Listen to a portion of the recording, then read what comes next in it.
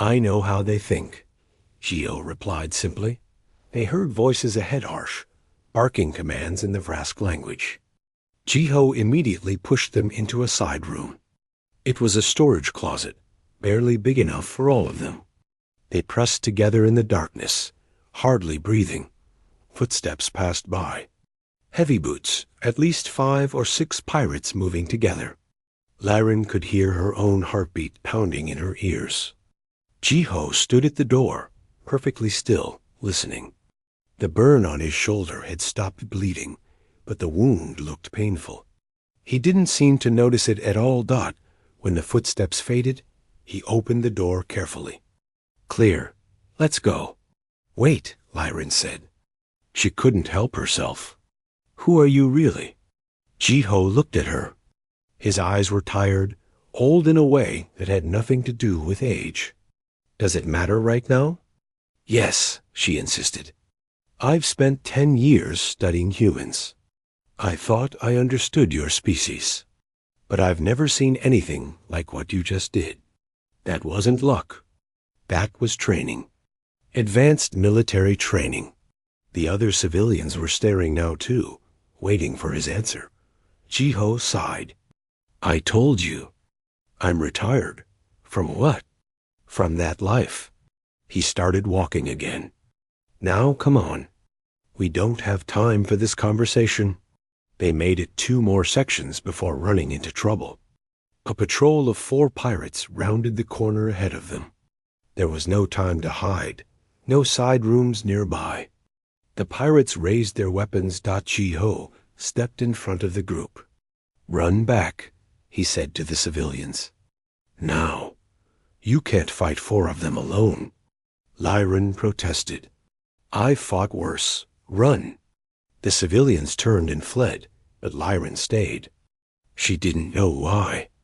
Maybe it was because this man is human, who shouldn't exist, according to all her research, was about to die protecting them. Maybe it was because she needed to understand. The pirates opened fire.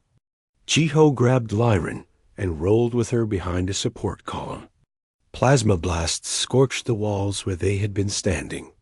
Why didn't you run? Jiho demanded, pressing his back against the column. Why are you protecting us? Lyran shot back. If you're just a maintenance worker, you should have hidden with everyone else. Can't. His jaw was tight. Not in my nature. A pirate was flanking them, coming around the other side. Jiho saw him first. He pulled a small device from his pocket. It looked like a communicator and threw it hard. The device hit the pirate's helmet with a crack. The pirate stumbled, and Jiho was on him instantly. 3 quick strikes, and the pirate was down, but the other 3 were closing in. They had the angle now. No cover between them and their targets.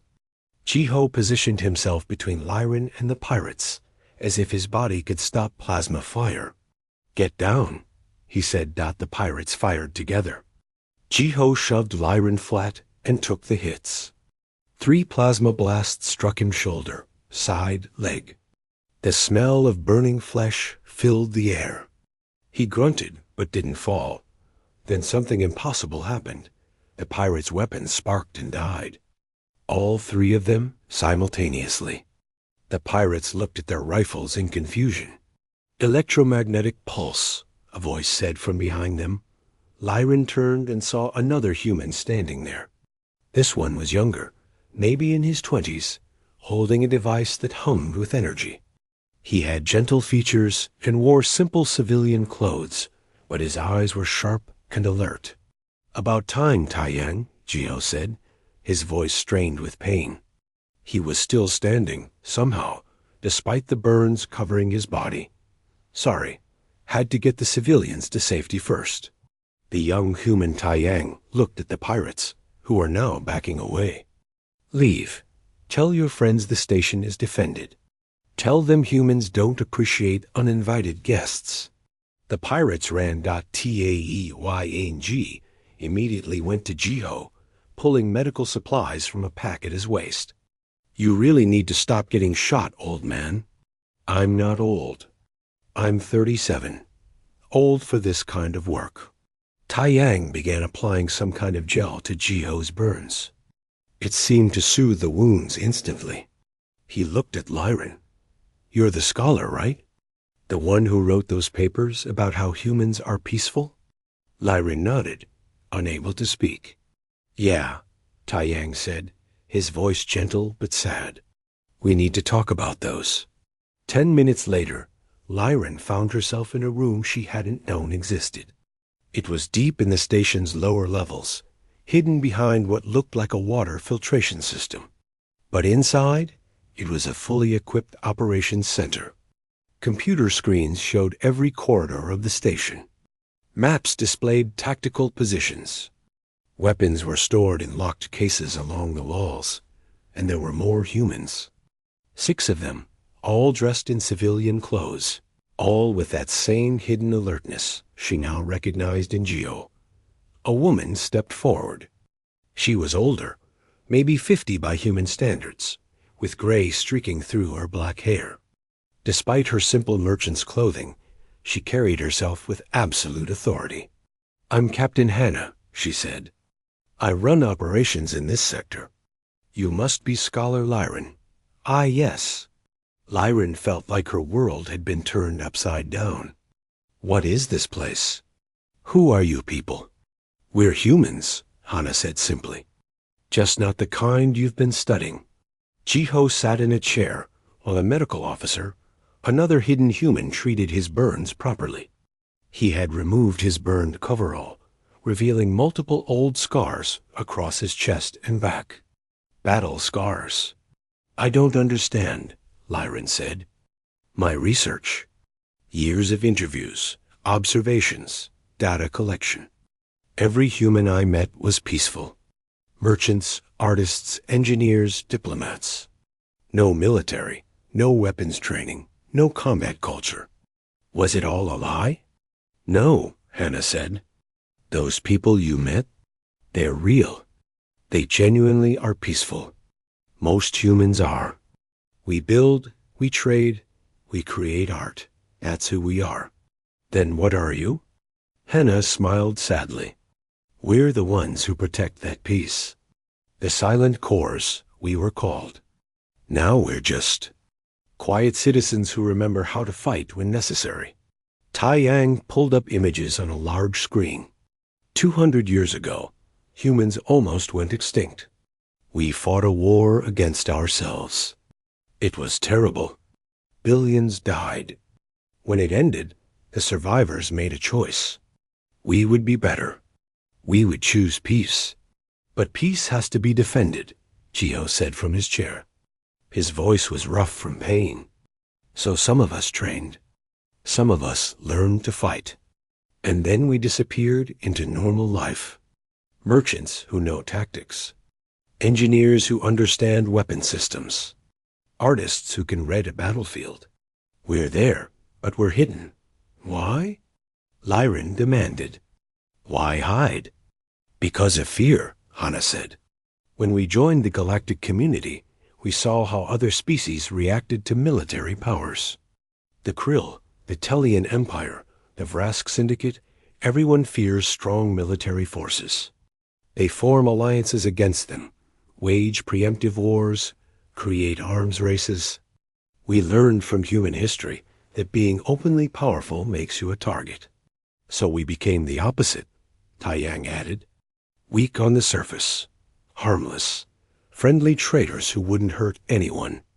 And for 200 years, it worked. No one threatened us because no one feared us. Until now," Jiho said darkly. He stood up, his burns now covered with medical wraps. "Taiyang, show her the files." The young human typed quickly, and new images appeared on the screen. They were copies of Lyran's own research papers. Her articles about human settlements. Her maps of colony locations. Her detailed analysis of human society structures. "Your research is excellent," Taiyang said. "Thorough, accurate, well documented. Every human colony you studied. Every station you visited. Every defenseless settlement you wrote about. He pulled up another file. And here's the problem. 3 weeks ago, the Vrask Syndicate acquired copies of all your papers. Every single one. Lyran felt cold. No, that's public research. Anyone can access it. Right, Taiyang said.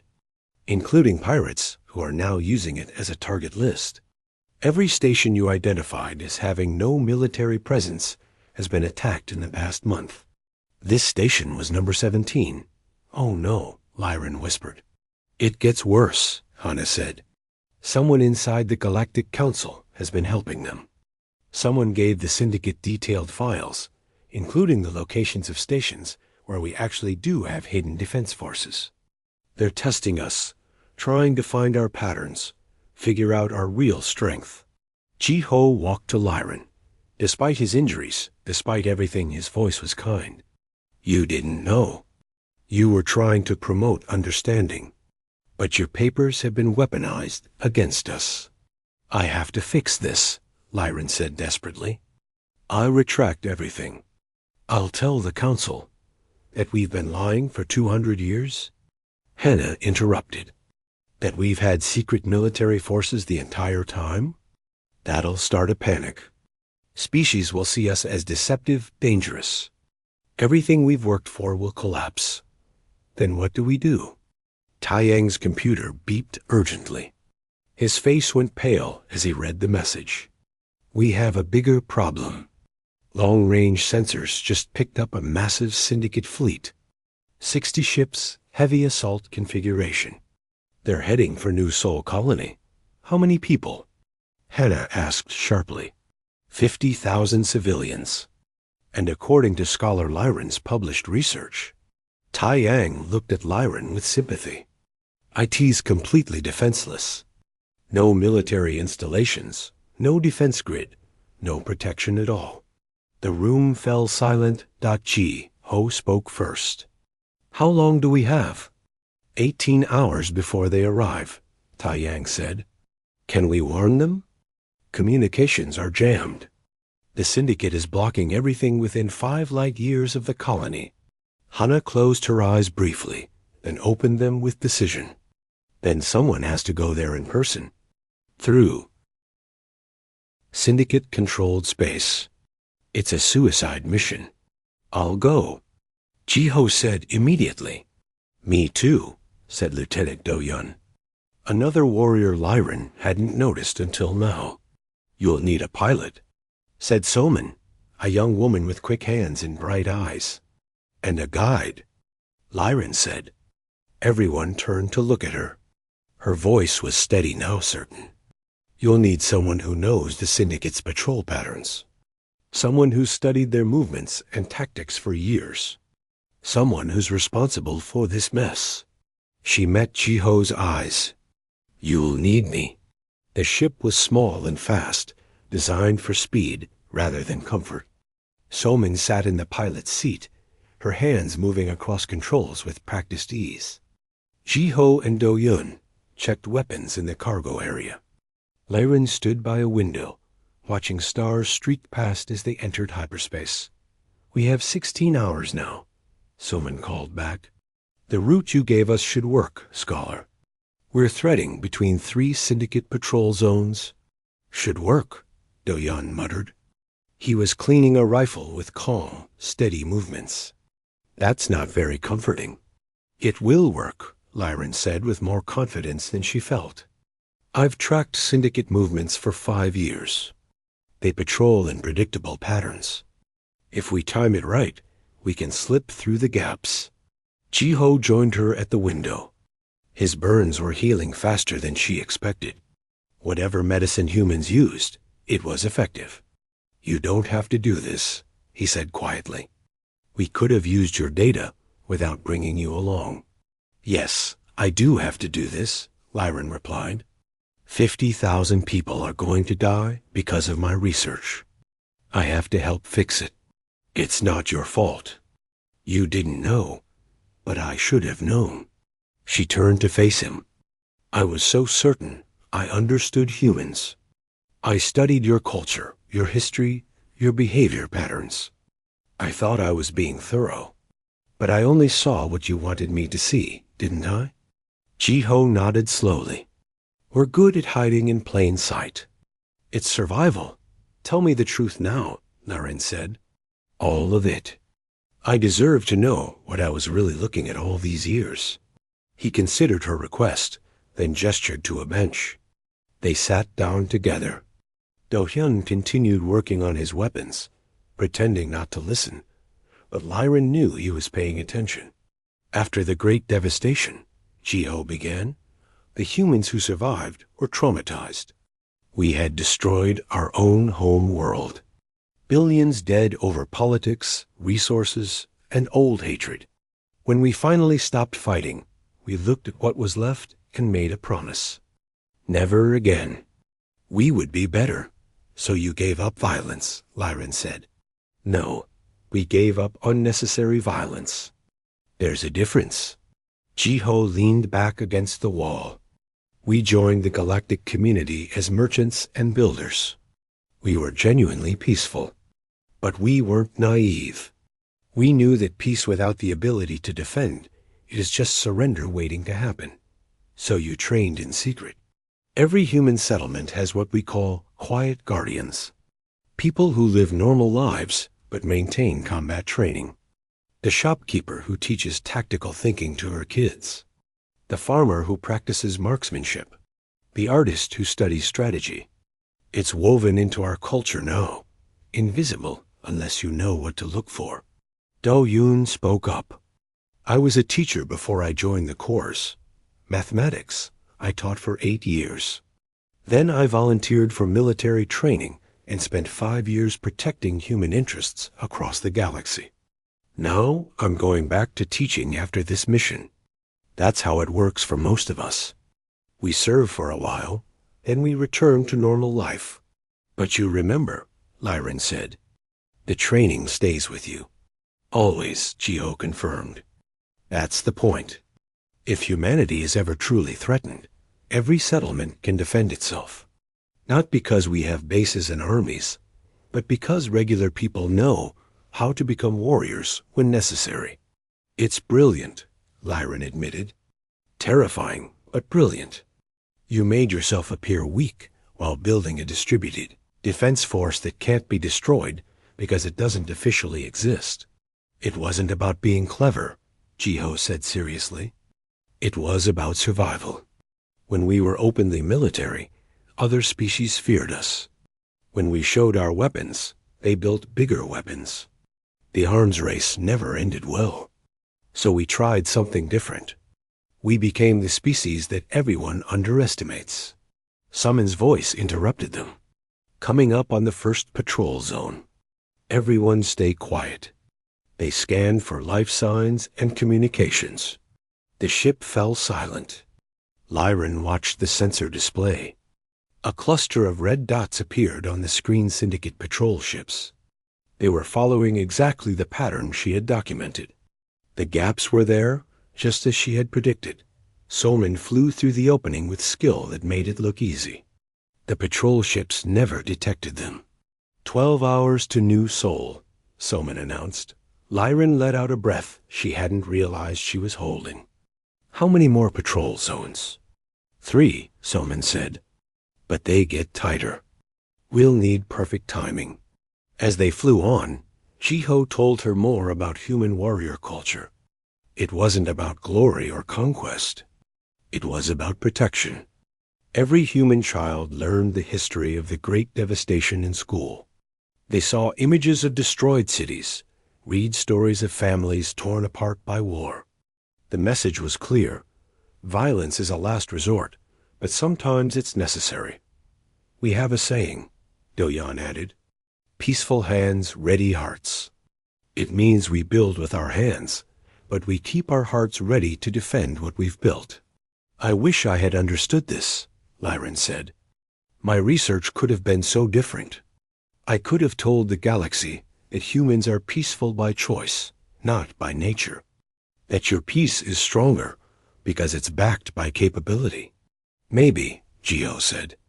Or maybe they would have reacted with fear anyway. That's why we've kept the secret for so long. Hours passed. They navigated through 2 more patrol zones successfully. Lyran's data was proving accurate, but each gap they flew through felt narrower than the last. Finally, Soman called them to the cockpit. "We have a problem," she said, pointing at the sensor screen. "The last patrol zone before New Sol. They've changed their pattern. There are twice as many ships as there should be, and they're covering gaps that used to exist." Lyran studied the display, her heart sinking. They're adapting. Someone told them their patterns were predictable. "Can we go around?" Do-Yun asked. "Not in time," Soman said. "Going around adds 6 hours. The colony will be under attack before we arrive. Then we go through," Jiho said firmly. "That's suicide. They'll detect us for sure. Maybe not." Jiho looked at Lyran. "You know their tactics better than anyone. If you were commanding that patrol, where would you focus your sensors? What would you consider the most likely approach vector?" Lyran thought carefully, visualizing the patrol formation. They'd focus on direct routes, fast approaches. They'd expect any ship trying to reach New Sol to come in at high speed, trying to slip through quickly. "So we do the opposite," Jiho said. "We go slow. We drift in like debris, minimal power, no fast movements. It'll take longer, but they won't be looking for something that moves like a rock." Soman frowned. "That adds 3 hours to our time. We'll arrive just as the Syndicate fleet does. Then we'll have to be very fast once we get there," Jiho said. "Can you do it?" Soman smiled. "I'm the best pilot in this sector. Of course I can do it."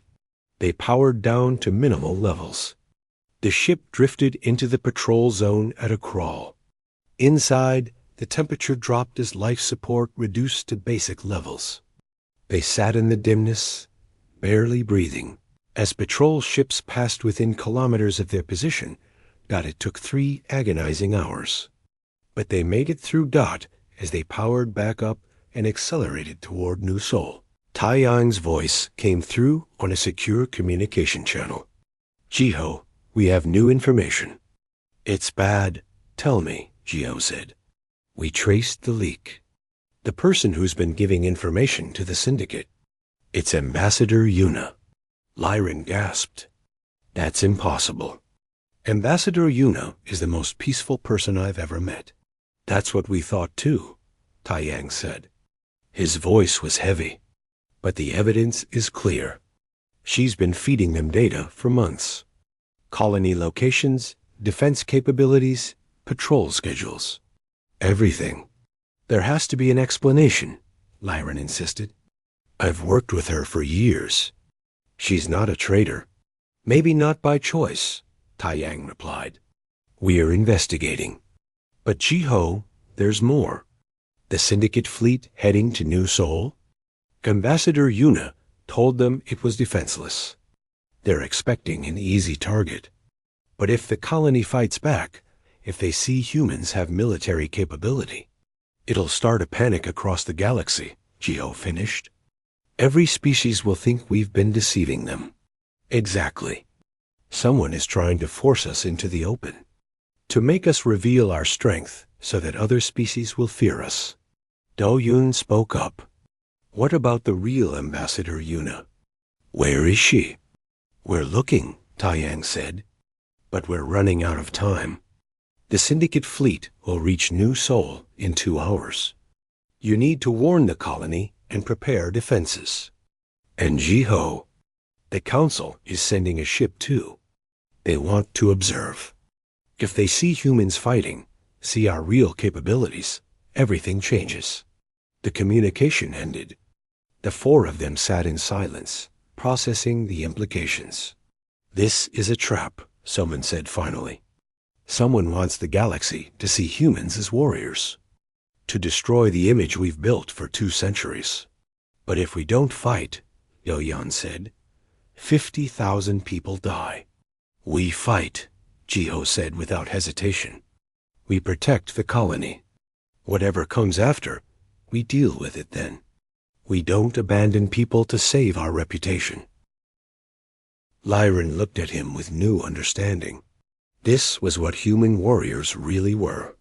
Not people who loved violence, but people who would sacrifice everything, even their safety, even their secrets, to protect others.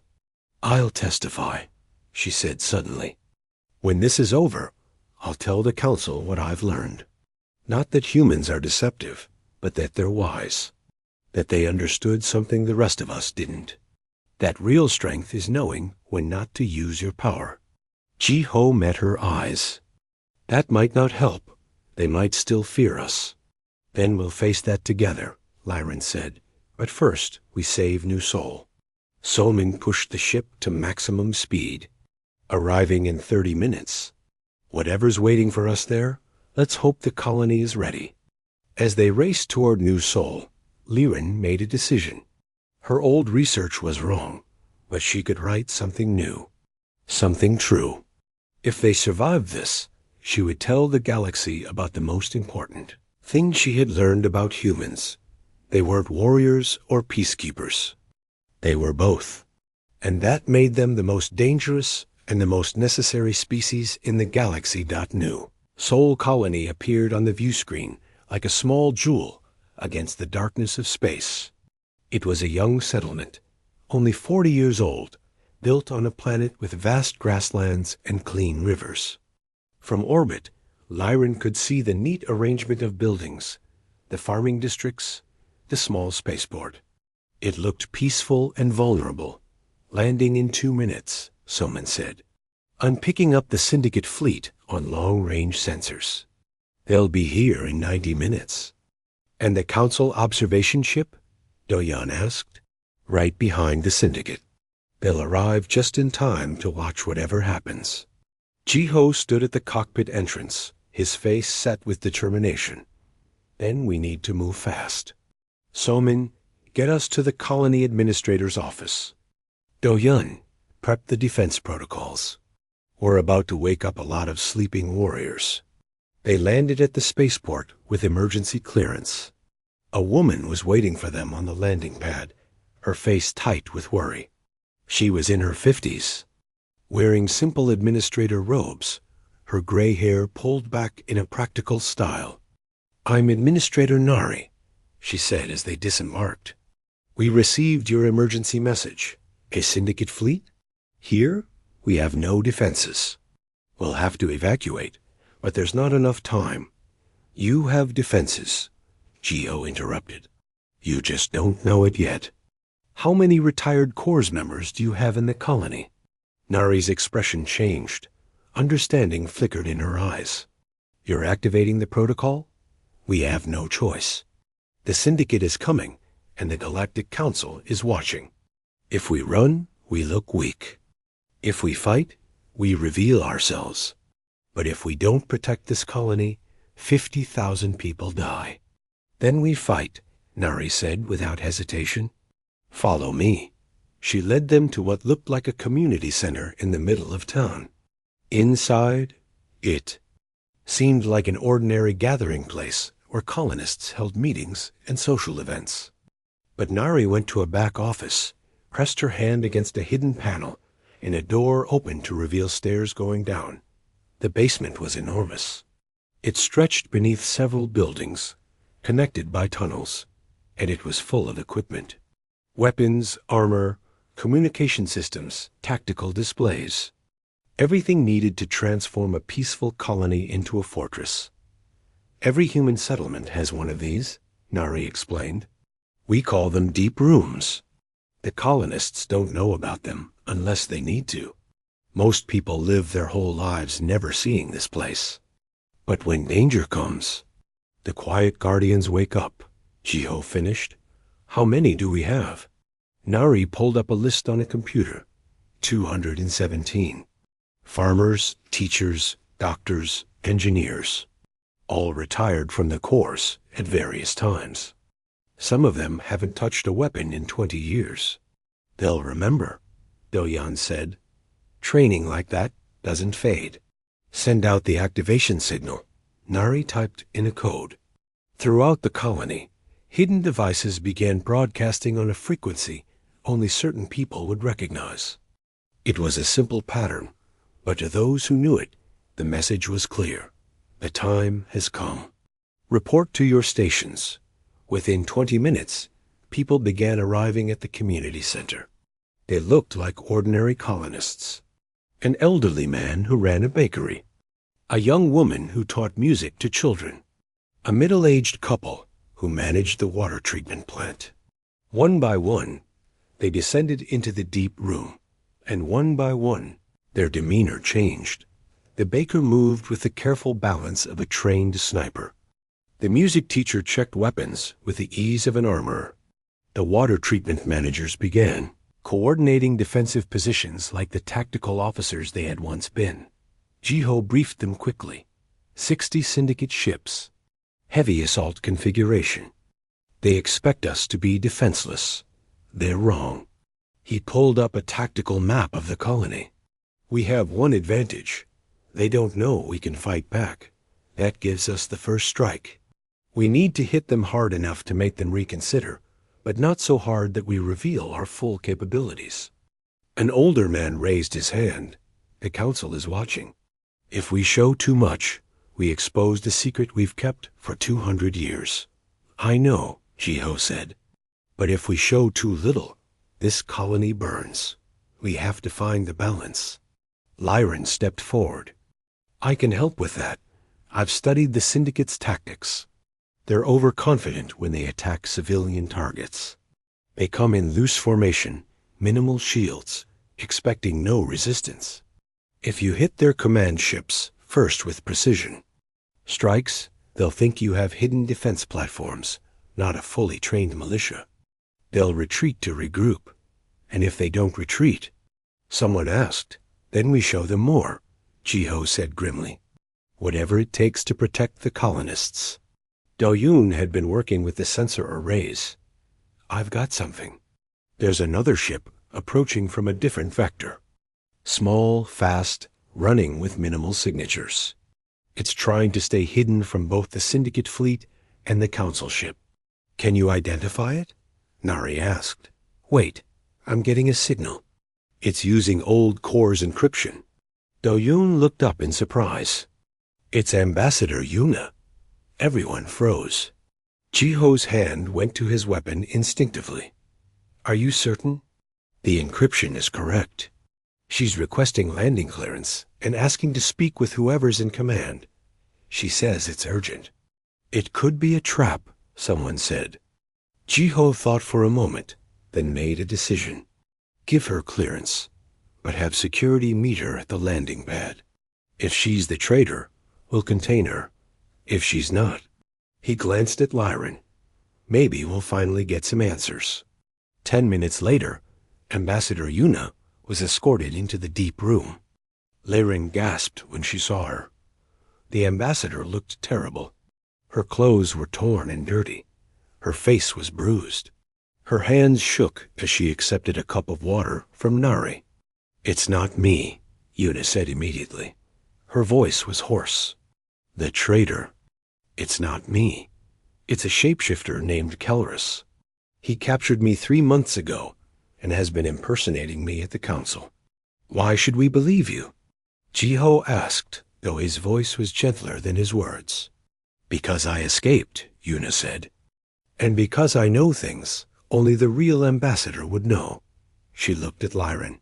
Scholar Lyran, we first met at the Unity Conference 6 years ago. You asked me about human conflict resolution. I told you about the peace gardens on Earth, and how we teach children to solve problems through dialogue. You said it was the most beautiful philosophy you'd ever heard. Lyran's eyes widened. That's true. We've never discussed that meeting in public. But how do we know you're not the shapeshifter? Pretending to remember that. Yuna smiled sadly. Because a shapeshifter would have searched public records for that information. But that conversation was private. Just you and me in a garden, talking about peace. The shapeshifter wouldn't know about it unless you told someone, and I'm guessing you didn't. I never did, Lyran confirmed. It was a personal moment. Jiho nodded. What's the shapeshifter's plan? War, Yuna said. Kelrus works for a faction that fears human potential. They've been planning this for years. They want to force humans to reveal their military capabilities, then use that revelation to unite the other species against us. They'll claim we've been deceiving the galaxy, hiding our true nature, waiting for the right moment to conquer. It's a lie, but fear makes people believe lies. So the Syndicate attack is meant to be the catalyst. If you defend this colony, the Council sees humans fighting. If you don't defend it, the colony burns and the Council sees humans as weak. Either way, Kelrus wins. Either we're revealed as warriors who lied, or we're proven to be cowards who won't protect our own people. Do-Yun checked his sensors. Syndicate fleet is 40 minutes out. We need to make a decision. Jiho looked at Yuna. Do you have evidence? Proof of this conspiracy? In my ship? Data files, recordings, everything. But even with evidence, the moment the galaxy sees humans fighting, fear will spread. People won't care about context. They'll just see that we've been hiding a military force for 200 years. Lyran's mind was racing. There had to be a way to save the colony without starting a galactic panic. She thought about everything she'd learned, about human culture and strategy, about the difference between capability and aggression. I have an idea, she said slowly. What if we don't hide the fact that humans can fight? What if we explain it? Show it in context? Everyone turned to look at her. What do you mean? Nari asked. The Council ship is coming to observe. Let them observe. Let them see humans defending their colony. But also let them see how we defend. Not with overwhelming force or aggression, but with precision and restraint. Show them that humans have the capability for violence, but choose to use minimum force necessary. That's still revealing the secret, someone pointed out. The secret is already compromised. Lyran argued. Kelrus knows. The Syndicate suspects. Eventually, everyone will find out. But if the revelation happens during an act of clear defense, protecting civilians from pirates, it changes the narrative. You're not secret conquerors. You're protectors who stayed hidden to avoid causing fear. Jiho considered this. It's risky. Some species will still react with fear, but others will see the truth, Yuna said, her voice gaining strength. And I'll testify. I'll tell the Council that humans have been peaceful because they choose peace, not because they lack the capability to defend themselves. Scholar Lyran can present her findings. Together, we can shape how the galaxy understands what they're about to see. Do-Yun's sensor display beeped urgently. Decision time. Syndicate fleet has entered the system. 30 minutes to weapons range. Jiho looked around the room at the gathered defenders. Former soldiers who had become farmers and teachers. Warriors who had chosen peace, but remembered how to protect it. We follow the defense plan. Precision strikes on command ships. Minimum casualties. We show them we can fight, but we also show them we don't want to. And when it's over ... He looked at Lyran and Yuna. We tell the galaxy the truth. All of it. The defenders move to their positions. Throughout the colony, hidden weapon systems activated. Defense shields powered up around critical infrastructure. What had looked like farming equipment revealed itself as camouflaged artillery. The peaceful settlement transformed into a fortress, but one designed to protect, not to conquer. Lyran stood at the tactical display with Jiho and Yuna. The Syndicate fleet appeared on the sensors. 60 ships moving in loose formation, confident in their superiority. Behind them, at a safe distance, the Council observation ship watched and waited. They're hailing us, Nari said. The Syndicate commander wants us to surrender. Tell him no, Jiho said. Tell him this colony is protected, and if he attacks, he'll regret it. The syndicate commander laughed at the message. His voice came through the speakers, arrogant and mocking. Humans protecting themselves? I look forward to seeing you try. You're about to, Jiho replied. He turned to the defenders. Wait for my mark. Remember, we're not trying to destroy them. We're trying to teach them a lesson. First strike in 3.2.1. mark. The colony's hidden weapons fired with perfect precision. Not a massive barrage, but surgical strikes that hit exactly where they needed to. The 3 Syndicate command ships suddenly found their shield generators offline and their navigation systems disrupted. They were still intact, still functional, but suddenly vulnerable and blind. The Syndicate fleet hesitated, confusion spreading through their ranks. This wasn't supposed to happen. Humans didn't fight back. Humans didn't have weapons. What was happening? In that moment of confusion, Jiho opened a channel to both the Syndicate and the Council ship. His voice was calm and clear. This colony is defended. You were told we were helpless. You were lied to. We can fight. We choose not to. But when you threaten innocent people, we will protect them. This is your only warning.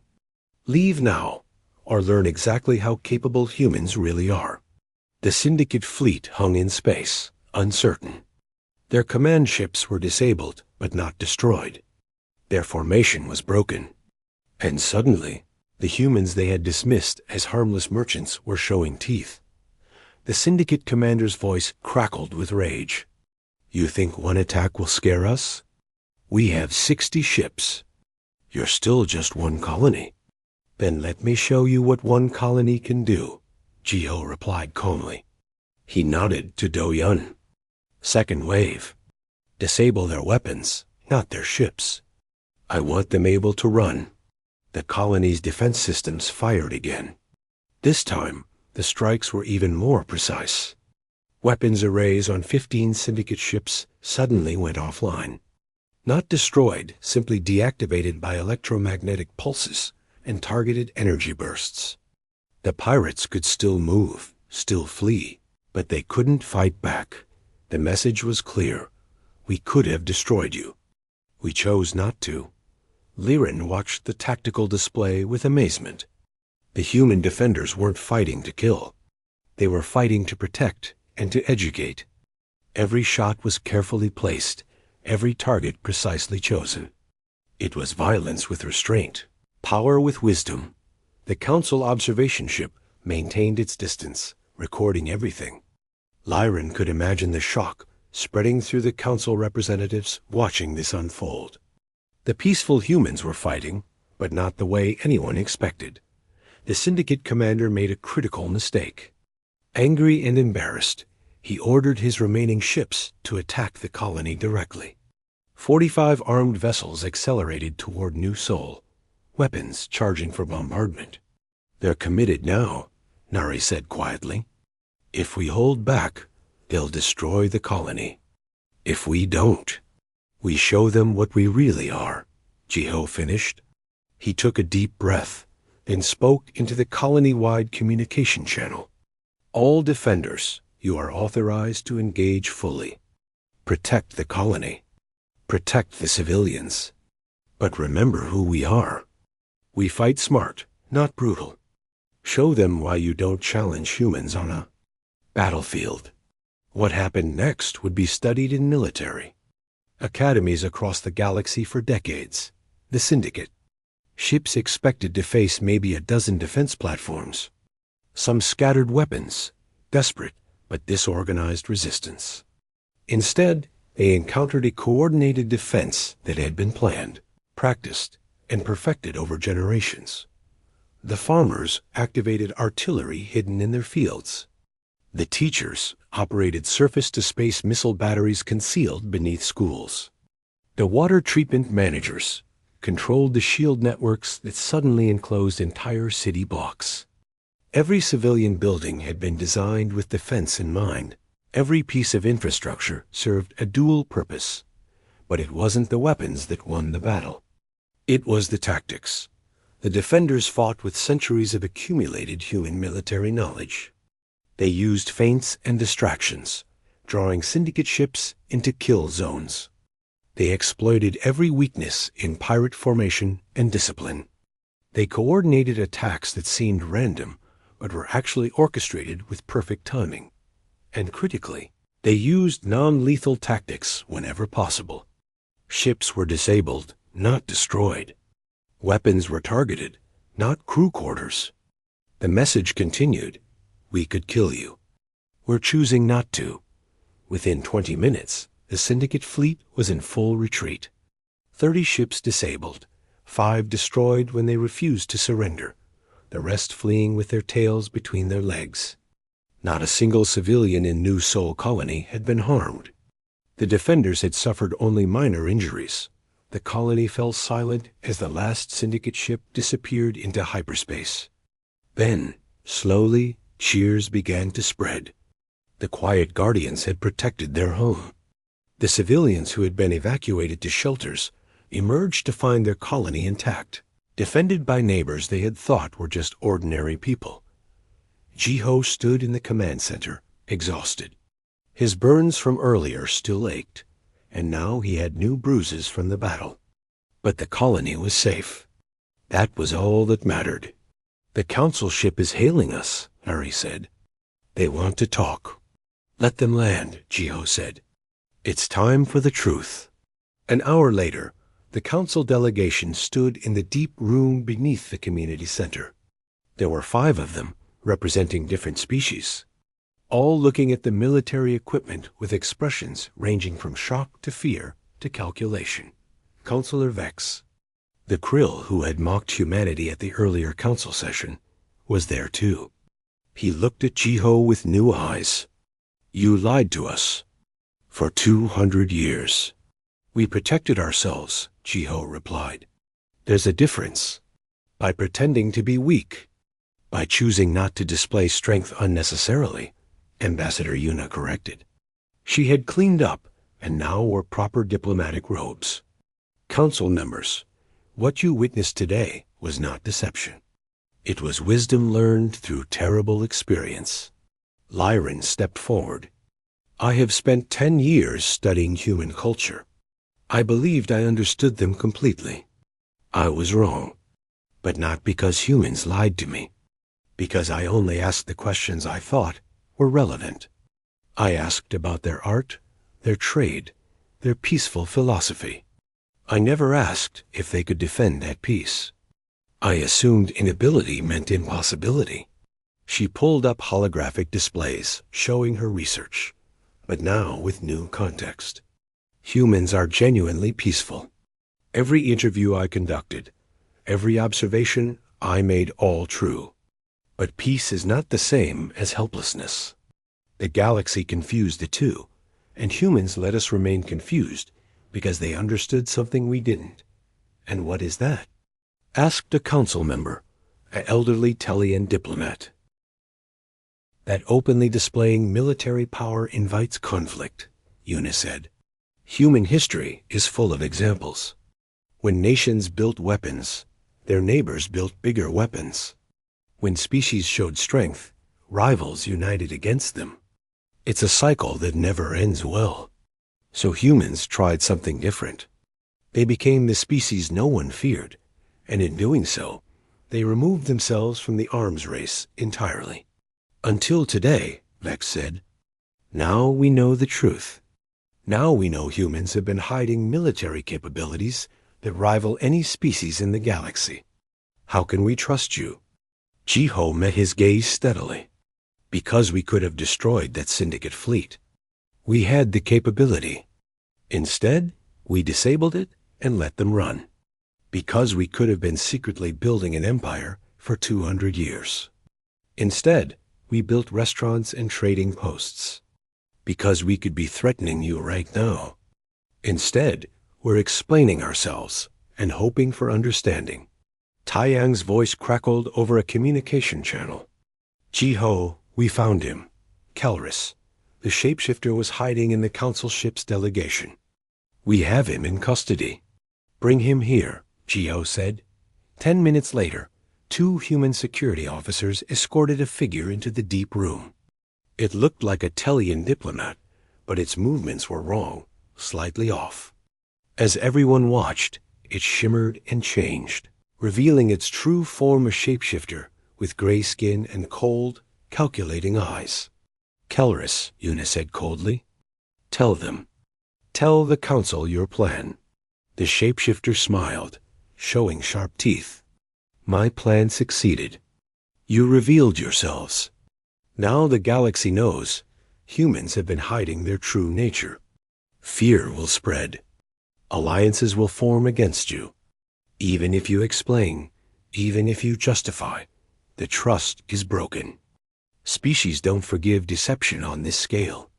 You're wrong, Lyran said firmly. Because this wasn't deception.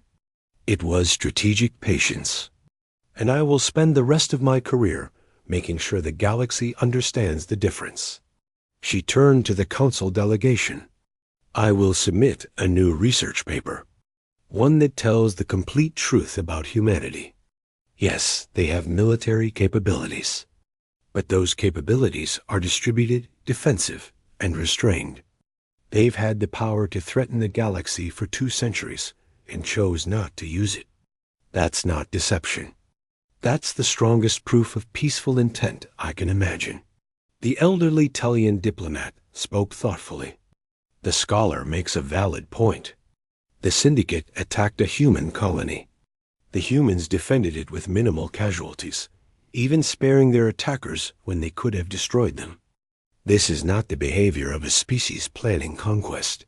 This is the behavior of a species that truly prefers peace, but refuses to be defenseless. But they lied. Vex insisted, did they? The diplomat countered. If you asked a human, are you peaceful? They would say yes, and it would be true. If you asked, do you want war? They would say no, and it would be true. No one asked, can you fight if necessary? We assumed the answer, and humans didn't correct our assumptions. Is that deception? Or is that simply allowing others to believe what they wish to believe? The debate continued for hours. Some council members felt betrayed. Others felt relieved humanity was now an ally that could actually help fight piracy and aggression. Still others felt fascinated by the strategic thinking that had allowed humans to remain hidden for so long. Finally, a vote was called. The council would decide. Should humanity be censured for hiding their military capabilities? Or should they be granted a formal security role in the galactic community? The vote was close, but it passed. Humanity would be granted a permanent seat on the Security Council. In exchange, they would share their tactical knowledge and help defend all member species from threats like the Syndicate.Kelris was taken away to face justice. His conspiracy had failed, but it had forced humans into the open. Whether that was ultimately good or bad remained to be seen. As the council delegation departed, Jiho found Lyran standing alone, looking up at the stars through a viewing window. Thank you, he said quietly. Your testimony made the difference. I only told the truth, Lyran replied. The truth I should have seen from the beginning. I was so focused on proving my thesis that I ignored evidence that didn't fit my conclusions. I won't make that mistake again. So what will you do now? More research? Yes, but different research. I want to study the philosophy behind human strategic thinking.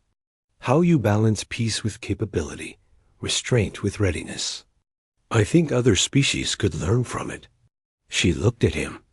Would you help me? You understand it better than anyone. Jiho smiled slightly. I'm supposed to be retired, remember? I was planning to go back to being a simple technician. Nothing about you is simple, Lyran said. And somehow, I don't think you'll be able to hide anymore.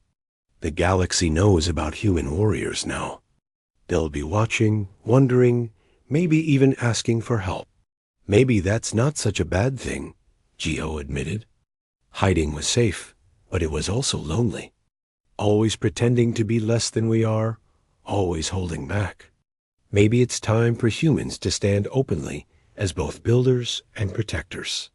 The paradox of the peaceful warrior, Lyran said. Strong enough to fight, wise enough not to. That's a good title for your research paper. She smiled. I already used it. Over the following weeks, New Sol Colony returned to normal. The quiet guardians went back to their farms and schools, their shops and workshops. But now there was a difference. The galaxy knew what they really were. And instead of fear, there was respect. Lyran stayed at the colony, interviewing defenders, understanding their philosophy, documenting how a culture could be both peaceful and powerful. Jiho worked with her, sharing insights about human strategic thinking. Slowly, carefully, they built something new, not just professional respect, but genuine friendship. Ambassador Yuna returned to the council, her position secure now that the real traitor had been caught. She worked with Lyran to present humanity's case to the galaxy. Some species remained suspicious, but most came to understand that humans had made a difficult choice out of wisdom. Not malice, the Syndicate, weakened by their defeat at New Sol, found themselves facing something they had never encountered before, humans who fought back. Piracy in human sectors dropped dramatically. Turns out, when everyone knows you can defend yourself, fewer people try to attack you. 6 months later, Lyran published her new research. The Philosophy of Peaceful Strength, Understanding Humanity's Strategic Evolution, became required reading in diplomatic academies across the galaxy. In it, she argued that true peace came not from inability to fight, but from choosing not to fight unless absolutely necessary. On the dedication page, she wrote, "To Jiho and all the quiet guardians who protect peace by preparing for war, who remain hidden until needed, and who show us that the greatest strength is knowing when not to use your power." Jiho read the dedication and smiled. He stood in the observation deck of New Sol Colony, watching ships come and go from the spaceport. Human ships now flew openly with both merchant and defense escorts. The secret was out, but the sky hadn't fallen. Lyran joined him at the window, carrying 2 cups of tea. She handed him one, and they stood together in comfortable silence, watching the stars. "Do you regret it?" she asked finally. "Coming out of hiding?" Jiho thought about it carefully. "I regret the circumstances. I wish it could have happened differently. But no, I don't regret the result. We're still peaceful. We're still builders and artists and merchants. We're just honest now about also being protectors. And the galaxy hasn't united against you. No one's building weapons to counter yours. Not yet, anyway. But we're watching. And if someone does start an arms race, well..." He paused, then smiled. "We'll find a creative solution. That's what humans do." Lyran raised her cup. "To creative solutions. And to the species that taught me the most important lesson of my career. Never assume you understand someone just because you've studied them. Always dig deeper. Always ask the next question. And never underestimate a species that runs restaurants," Jiho added with a slight grin. "Because the chef might be a tactical genius, and the waiter might be a decorated sniper." They touched cups together, a human gesture that Lyran had learned. Below them, the colony bustled with life. Children played in gardens protected by hidden weapons. Farmers tended fields that could become fortresses. Artists created beauty in a world defended by warriors, who preferred never to fight. It was a new era for humanity and the galaxy. The secret was revealed, but so was the wisdom behind it. And perhaps, Lyran thought, that was the real lesson. Not that humans were warriors pretending to be peaceful, but that they were both simultaneously, always. Without contradiction, the strongest species in the galaxy turned out to be the one that understood that true strength meant knowing when not to use your power. The most dangerous species turned out to be the one that preferred tea and conversation to weapons and war. And the most peaceful species turned out to be the one that was fully capable of violence, but chose something better. As the stars wheeled overhead, and ships traveled between worlds, carrying both art and protection, Lyran finally understood what Ambassador Yuna had tried to tell her months ago. Humans were not weak. They were not hiding. They were simply waiting for the galaxy to be ready to understand them. Now the galaxy was learning. And the lesson was this: peace is not the absence of the